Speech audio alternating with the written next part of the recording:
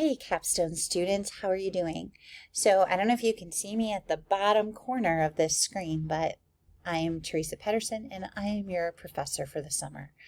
I am so excited to be working with you on your capstone project. I've been doing capstone for 2 years and a little over, actually 2.5. Absolutely love it. Absolutely love working with you on your writing and on the things that you find important and exciting and interesting about education. For many of you, this is going to be kind of an exhausting process, maybe even filled with anxiety. So let me just tell you a couple of things. One, I have never lost a student. Every student that I've worked with has finished. I do have a couple that had to take a second run at it, but very few in the course of all of the semesters that I've taught capstone. So I can promise you that you are in good hands and we are going to make it through this together. The second thing is there might be frustration and maybe even crying. And I can tell you that I am crying right along with you at times. Real life comes in and can really impact your ability to get things done, as you know.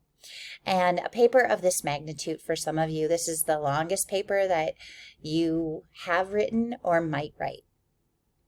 That being said, I want you to go into this knowing that it was designed for your success.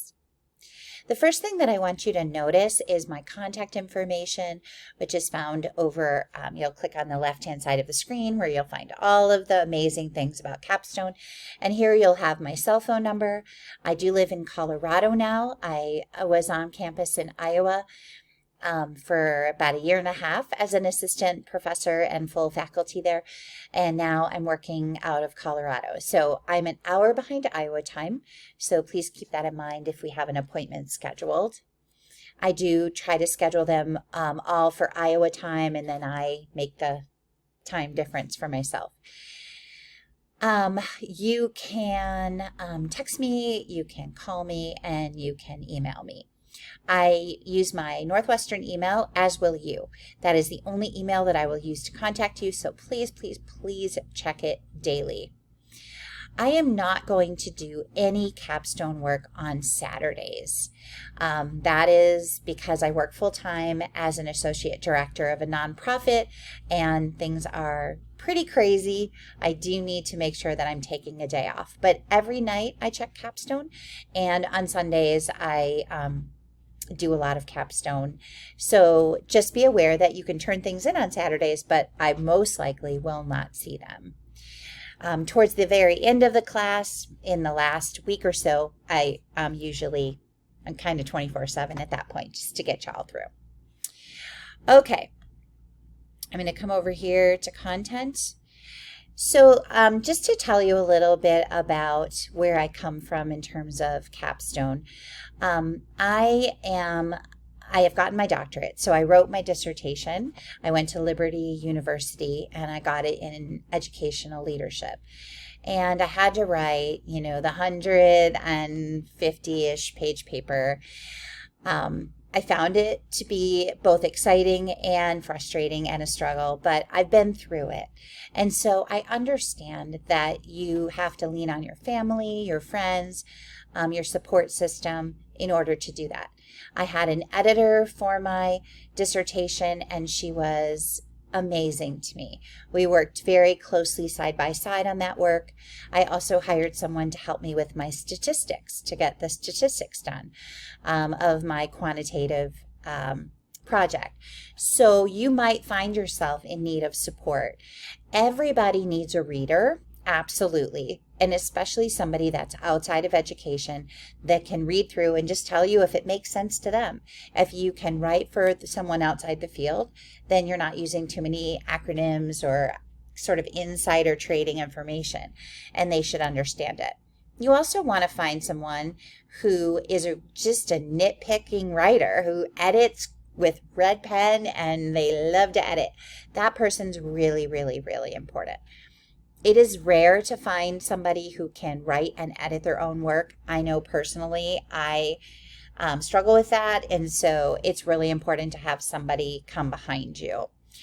And so we will give you some resources for that, but just start to put your team around you who can be helpful for you on this journey.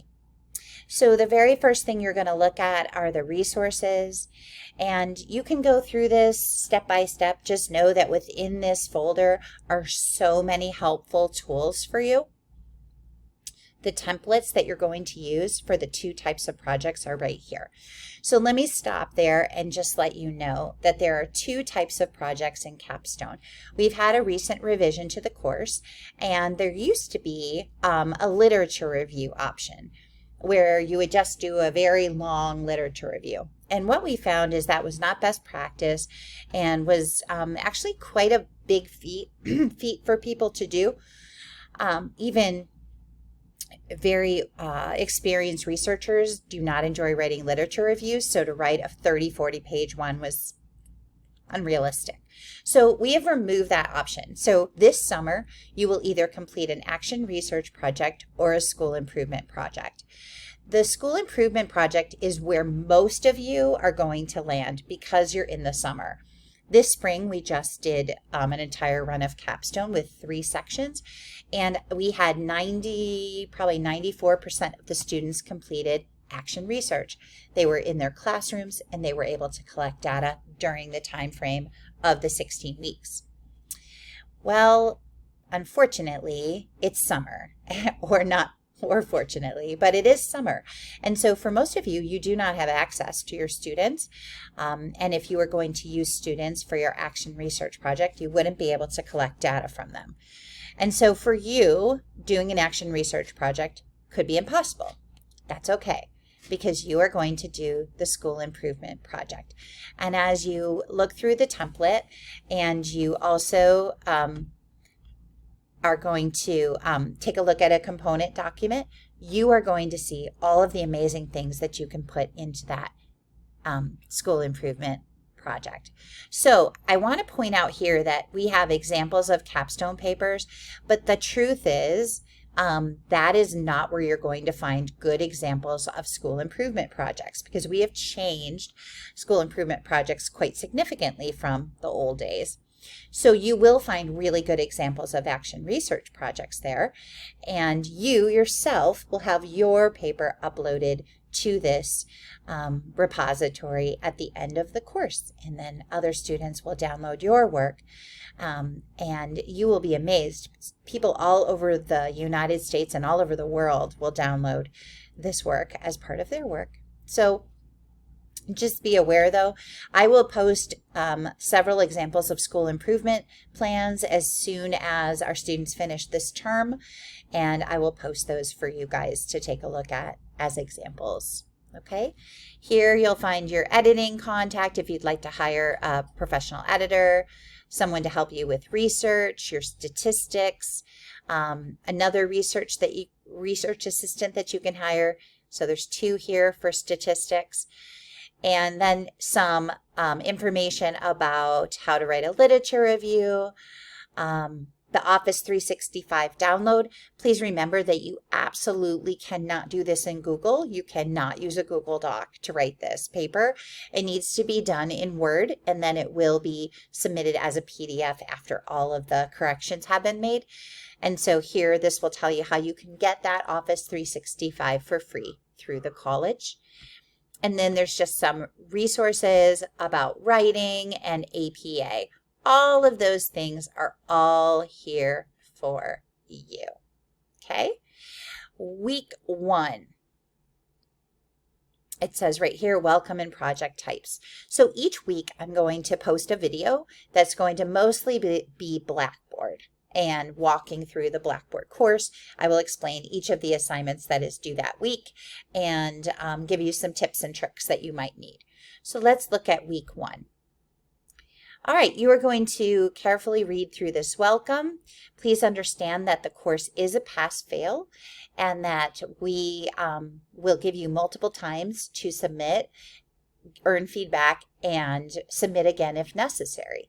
So what we do is we give either a 0 or a 1 for each assignment. A 1 means the assignment has passed. That particular section of the paper is ready to go. And I'm going to say that in quotes, Ready to go means the content is there. If there are significant editing issues, we will let you know that at the point that we receive it. However, the understanding is you are going to be editing this paper throughout the process. So if I give you a 1 on your introduction, it means that you have met the requirements of the introduction, but it might not be perfect in terms of the mechanics of the introduction, meaning that it may need to be edited more closely because there are errors of punctuation, capitalization, etc. But I can give you a 1 because I want you to move on to the next section, knowing that you are working with an editor behind you who is going to help you clean up that work. If that doesn't happen and we get down to when you submit the entire thing, we will let you know that. I do not edit your work. I'm not the editor of your work. I do, in the first 2 sections, give you some editing support, showing you kind of what I'm talking about and things that need to be edited. However, past that point, I do not edit your work. So just be aware of that. And that's why you really need that team behind you to sort of support you and be there with you. You're going to complete an introduction discussion post, and you're going to respond to at least 2 of your classmates' posts. People have already gotten in and done that, and there's some really interesting people that are in our course. So I think you'll really enjoy that. And it gives you an opportunity to kind of talk about topics that you're interested in. You will complete your graduation application, and it walks through step by step how to do that. And then the last thing that you will do in week 1 is to choose your type of project. Here's where the components are that I just mentioned a couple minutes ago. They are living here. A component document is amazing. I'm going to go ahead and open one for you. It is a sort of an outline, a step-by-step. Oh, it's not opening. So this is the example of the component document for action research. And as you can see, it talks about each part, how long the part should be, and then what should be included in each thing. And it goes through the entire paper. So you'll make sure to get that document for the type of project that you choose, and you'll take a look at it.